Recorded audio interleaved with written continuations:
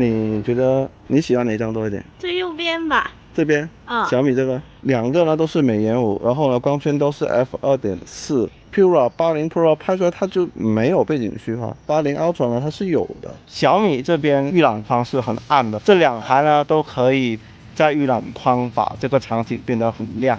天天的数据辅助小朋友，我们又见面了。这期视频给大家带来的是华为的 Pura 80 Ultra 的影像横屏。上期的承诺，这一期呢来兑现了。然后我发现一个很搞笑的事情，发售的当天，我刷到微博呢有一个词条写的就是所谓的一机难求嘛。但是我就打开小黄鱼一看呢，好像很多现货啊，而且呢还有不同程度的优惠，所以嘛，会造成这样的一个情况呢，我个人觉得主要还是目前 Pura 80 Ultra 呢它的亮点支撑不起它的溢价，因为经过这几天的使用，我觉得它的这个所谓新技术一镜双目的这个长焦用起来呢，好吧，那我们就后面影像横屏再跟大家细聊。那先跟大家聊一下它的外观，今年真的是有一点一言难尽啊。黑色呢，它应该更加协调了，但是由于它的每个镜头呢，它都加了一圈金属亮边勾勒出来，所以显得它这个模组呢比金色还要更加突兀。这一代的 Pura 80 Pro 呢都要比它好看很多，但有一说一，质感还是不错的。这里还要说一下，它整体的手感呢，其实还不错的。你别看它摄像头那么大、那么突兀，但是它的承重脚轻的感受呢，是相对来说没有那么强烈的。右手持机的话呢，它这个斜度呢，确实是非常友好，但是换成左手呢，就有点难受了，它会顶着你的食指了建议是去线下看一看、摸一摸再做决定。说到系统，上个视频有小伙伴跟我说，这次 Pura 80 Ultra 呢也要聊聊它的系统。但是说真的，这么短的时间呢，你不可能期望它的软件有一个质的飞跃。所以呢，我这2天使用起来呢，上个视频聊到的那些缺点呢，这个视频呢依旧完美的保留下来了。使用起来呢，跟 Pura 80 Pro 是一模一样的。所以想看系统的话，可以看我上一个视频。对于鸿蒙 5.1 来说，单持主力机小伙伴呢，依旧不太推荐，因为有可能你现在意识不到的某些功能觉得说还好，但真的你一旦想用到它没有，你就会很心塞。还是那个结论，相比之下，我觉得上一代的 Mate 70系列呢是更加值得购买。那我们接下来呢就来讲正片，也就是它的影像，相信这点呢是小伙伴比较关注的了。这一次给 Pura 80 Ultra 拉了一个对手呢，是小米15 Ultra。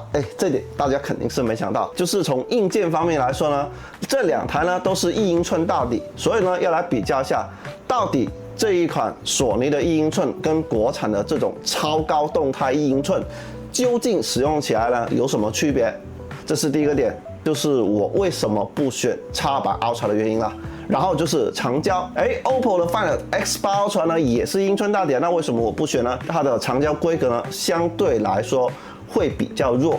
我们先抛除算法，就从硬件上来看呢，这2台的长焦硬件呢是比较类似的，对比起来呢，其实呢更有可比性。那这也可以算是一个小米15 Ultra 的复测吧。我还会把 Pura 80 Pro 给带上。究竟是要买 Pura 80 Ultra 呢，还是买 Pura 80 Pro？ 值不值得你多花3000块呢？那这期视频呢一并告诉你。影像对比方面，量大管饱，3台手机都是自费购买。希望各位小伙伴们看在这么大的工作量的情况下呢，给我个3连吧。如果关注我就更好了。那我们就正片开始。首先，我们现在看他们的超广角。2台华为呢是13毫米，所以视野会更广，而整张样片看起来呢，观感3台差不多。细节方面，小米的暗部细节呢会比2台华为稍差一些。再来看另外一个场景的超广角，这个时候华为 Pura 80 Ultra 呢会有点问题，它的天空呢会变得非常的蓝。Pura 80 Pro 呢是更贴近真实的感受了。而这张细节方面呢，小米15 Ultra 呢就要比2台华为更好了。夜景方面，2台华为是可以还原出店内的那种暖光的感受的，而小米呢整张拍出来呢就会有点发白。细节方面，小米也不如2台华为，而 Ultra 呢还要比 Pro 更好。它们的超广角的规格应该是一样的，但是算法上呢还是有区别。这是一个非常暗的场景下呢，3台手机都可以把场景拍得比较亮。中兴的灯牌的高光，3台手机都压不了。但是华为是可以拍出那种暖光的，而小米呢依旧有点发白。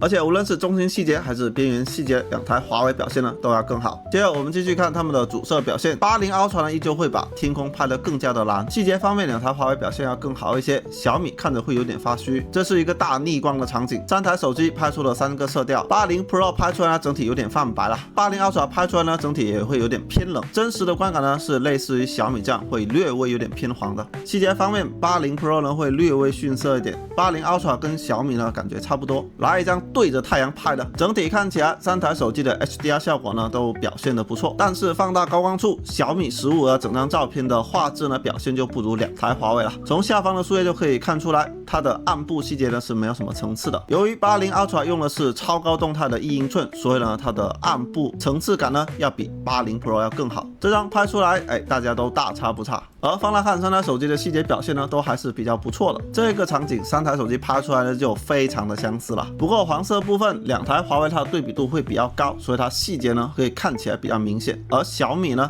它其实是有细节的，但是它的对比度比较低，所以看起来呢细节好像不如2台华为。那接着看他们的夜景表现，这一张80 Ultra 整体呢会有点偏绿，而细节方面小米跟80 Ultra 呢是非常接近的，但是80 Pro 呢相对就比较差一些。从左下方的木头纹理就可以看出来，这个场景肉眼所见呢也是比较暗的，但3台手机依旧可以拍得非常的亮。不过这里要说一下，2台华为拍出来整体的色调呢会有点偏暖。而画面中心细节2台华为看起来呢会对比度更高，所以显得更加的清晰一些。但如果你非常认真去看呢，3台手机其实差距不大。这张样张呢就可以看出小米依旧有那个问题，高光处呢依旧压不下去。2台华为呢是可以看到顶灯的造型的。而细节表现上最清晰的是80 Ultra， 然后是小米，接着是80 Pro。这张小米压不住高光这个问题就更加的明显了，所以会导致它高光处的细节呢基本是没有了。而2台华为呢依旧是80 Ultra， 细节表现呢要更好。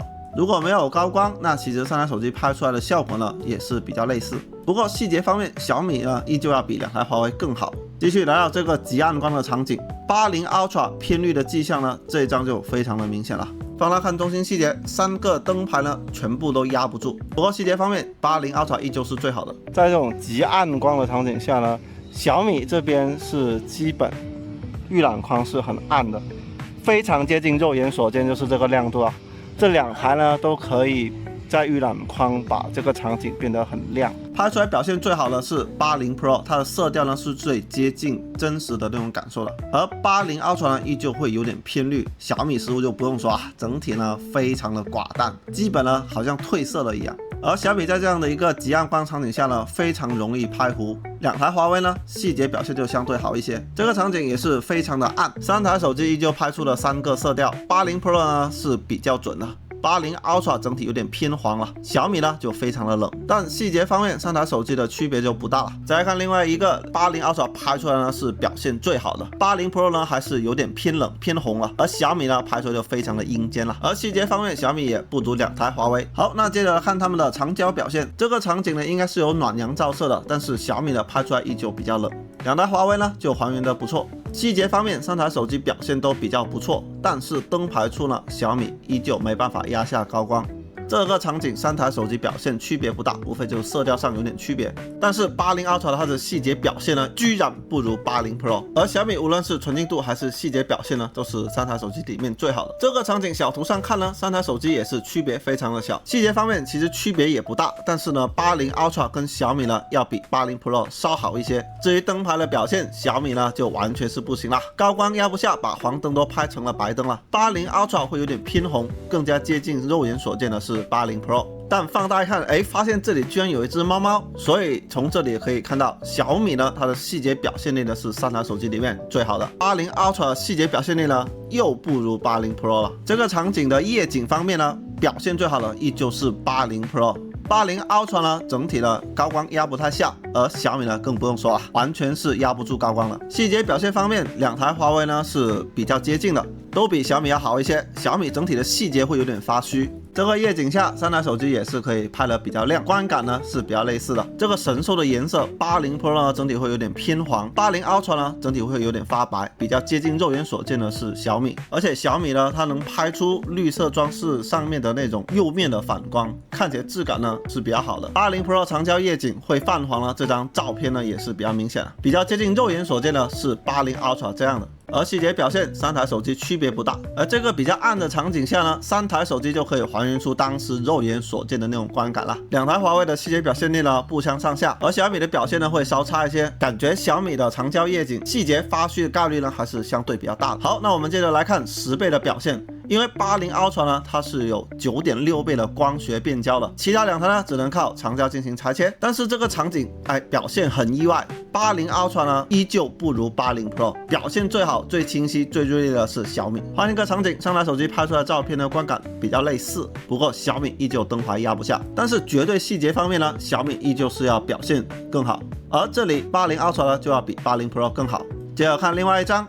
小图上看，三台手机的表现呢也是不相上下，但细节方面，80 Pro 呢就要落后另外两台手机很多了，特别是小米表现非常的好，可以很明显的看出来比80 Ultra 的光变呢要更加的优秀。那我们来试一下拍远处字体方面，对于字体的识别方面，三台手机都没问题。不过木板上的纹理，80 Ultra 跟小米表现呢要更好，而且字体呢相对于80 Pro 呢也要更加的自然一些。这一张三台手机的小图观感区别也不大。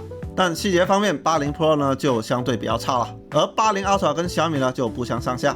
再来看这组建筑楼顶，80 Ultra 的细节表现依旧要比80 Pro 要好很多，但依旧不如小米。从这一组绿植，小米的白平衡呢又飘了。每次小米在拍绿色呢，基本都会偏冷，但是我是更喜欢小米这样的观感处理了，看起来呢比较自然，不会有塑料感。80 Ultra 呢虽然看起来清晰锐利，但是它的涂抹比较严重，所以看起来呢塑料感比较强。80 Pro 呢就相对比较糊了。好，又是这个经典的场景，表现最好呢现在是80 Ultra 了，稍差一点呢是80 Pro， 小米呢依旧是直接出局。虽然小米的灯牌拍得不好，但是它的细节表现呢还是要比80 Pro 要更好一些。细节表现最好的就是80 Ultra 了。这个黄灯下表现最好的是80 Pro，80 Ultra 跟小米呢都会有点偏冷。不过细节方面，80 Pro 呢就不太行了。80 Ultra 虽然看起来清晰锐利，但是处理痕迹呢非常的明显。我个人还是比较喜欢小米这样。小米在这个场景呢，虽然它的高光压不下，但是看起来是更加有氛围感了。两台华为把灯泡里面的高光虽然压得非常的好，但是呢看起来呢不太自然。而细节表现方面，80 Pro 呢依旧是比较差的，80 Ultra 呢是最清晰锐利，但小米呢会更加的自然一些。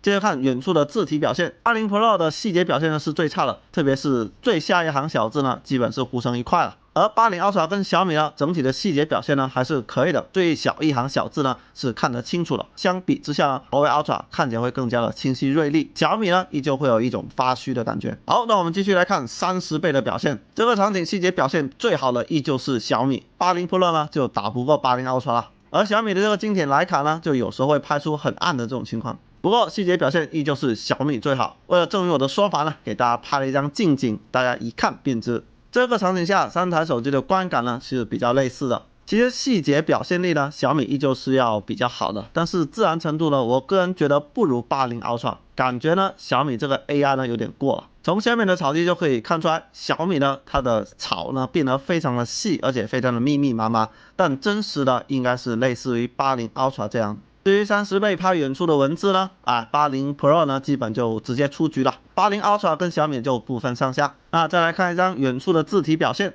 对于这种比较具象的情况下呢，80 Pro 这个长焦呢就力不从心了，而80 Ultra 跟小米呢就不相上下了。小米的30倍拍远处的绿植呢，终于不会偏冷了。而且对于叶子的脉络还原呢，是三台手机里面表现最好的。不过高光处小米的表现呢就不如80 Ultra， 甚至都不如80 Pro。好，那接着是夜景的30倍表现，可以看出两台华为的涂抹感呢是比较重的，很多细节呢都糊在一起了。特别是袋子下方的那3行英文呢，小米呢是可以更好的辨认出来的。这个点菜牌呢也是可以看出三台手机的区别了。小米的细节表现还有自然程度呢还是最好的。而且小米的30倍灯光终于是可以拍出来啊！3张照片呢，小米是最还原的。好，那接着我们来看一下人像的表现。大夏天室外35度的情况下，黄黄呢要拍人像真的是非常的辛苦，求个3连关注，谢谢各位啦。放大看，80 Pro 呢这个时候是没有背景虚化了。这个情况呢，其实在拍摄过程中是很经常出现的，就是户外拍摄，手机一热呢，两台华为它的后台处理非常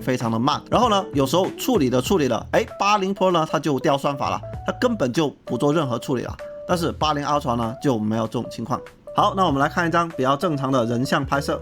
小图观感呢，很明显80 Ultra 整体会有点发灰，而80 Pro 呢会稍好一些。小米是更能还原出当时暖阳下的感觉的。细节方面，80 Ultra 跟小米呢会更好一些，而且80 Ultra 的抠图效果是3台手机里面最好的。而这张照片2台华为拍出来了非常的相似，不过细节依旧是80 Ultra 要更好，但是我还是觉得小米拍出来色调更漂亮。这张80 Ultra 我们可以看到衣服上的高光处呢是会有点偏绿的，所以导致整张照片看起来呢会有点发灰。而这个场景3台手机的抠图细节呢都有点翻车的情况，但是80 Ultra 呢翻车就比较大了，手掌旁边的那撮头发呢完全被虚化了。这个场景拍出来小米的高光处呢会有点过曝的感觉，而且这里2台华为的抠图细节呢都翻车了，黄黄头顶上的那撮头发呢基本都是被虚化掉了。不过细节表现力2台华为呢就会更好一些。这个场景3台手机拍出来呢效果都非常的不错，无论是小图还是放大看细节呢都非常的优秀。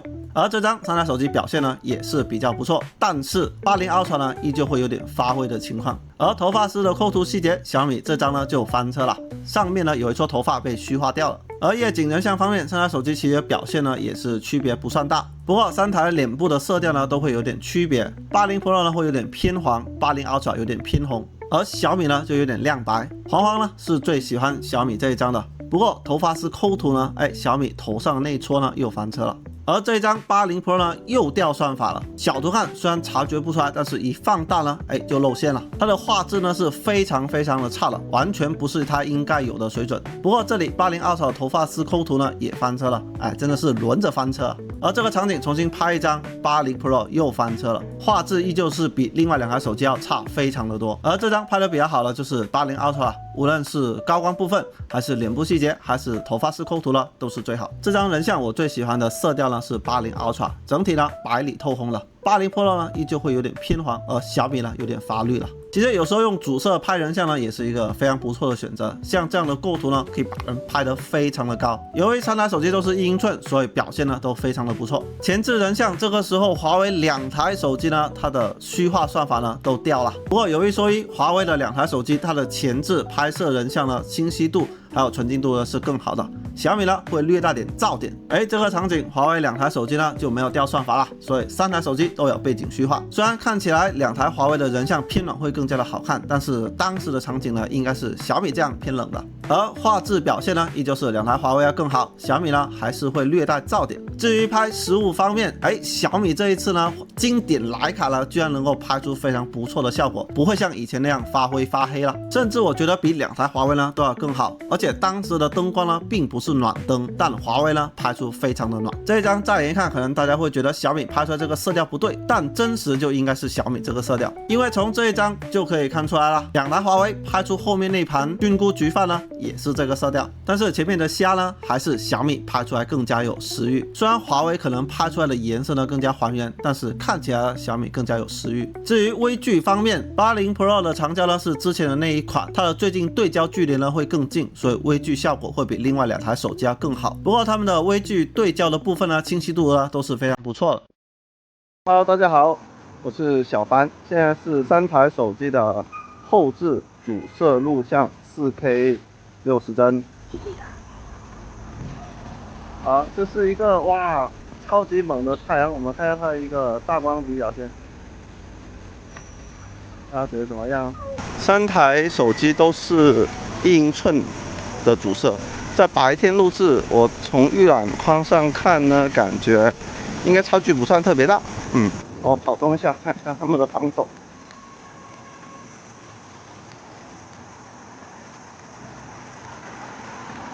由于80 Pro 呢它是4倍，所以呢小米这边呢就不录3倍了，直接调成4.3倍。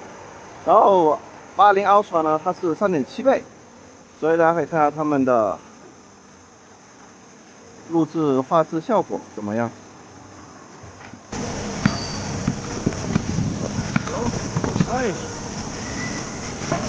现在是一个简单的走动。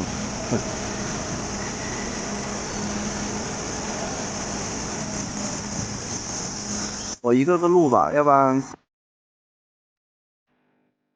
10倍。热吗？超热。好，现在是他们的超广角录制。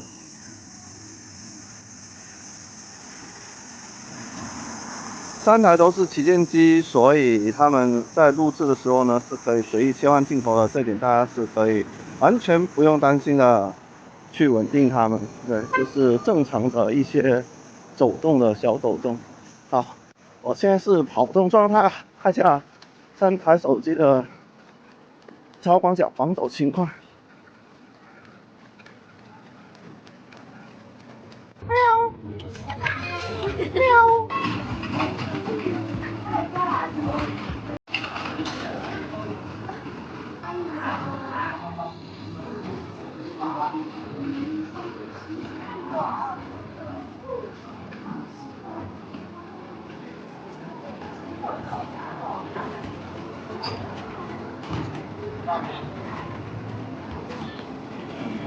你这是哪个广场吗？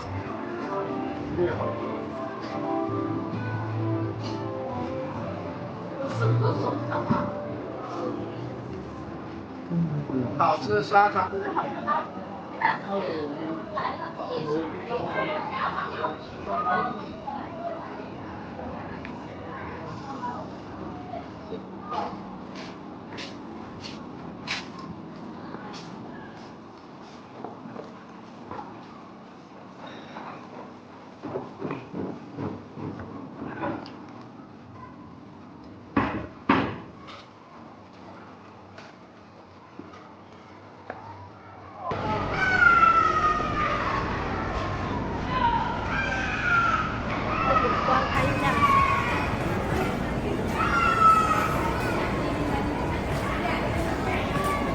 小米这个小底传感器果然不行，太暗了，夜间录像呢会有点吃亏。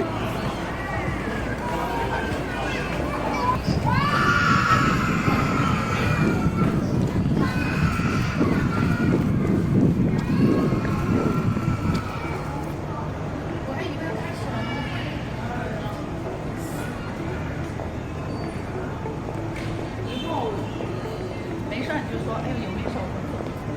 他说有事。